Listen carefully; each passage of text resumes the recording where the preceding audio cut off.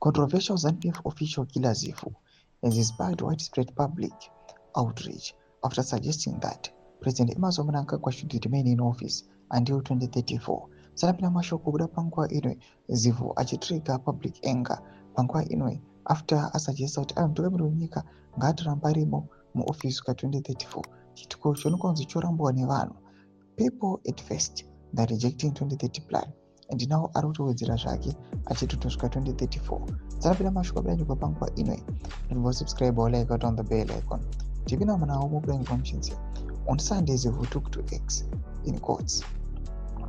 I am going to ask the president to consider staying in office until 2034.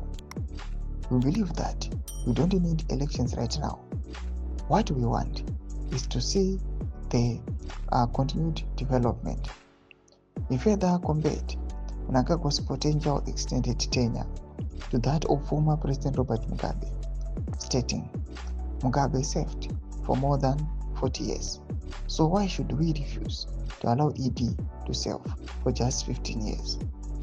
Zivu's remarks have heightened tension within ZANU-PF, with some party members reportedly uneasy about extending Mnangagwa's term beyond constitutional limits.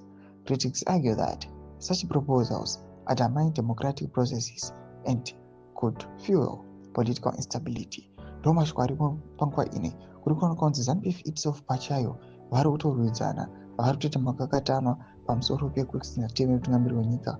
What more vagari munyika yeZimbabwe zvoitika mushure after honorable killer Zivu auya akaona kunzi achiti aiwa anokumbira mutungamiri wenyika kuti aramba arimo aripo pakutonga kusvika 2034. Mumbodza mafungiro enyu moti kudii pamusoro pechitiko ichi. Pagona kuma section medu nzwa mafungiro enyu. So subscribe or like and chat on the bell icon.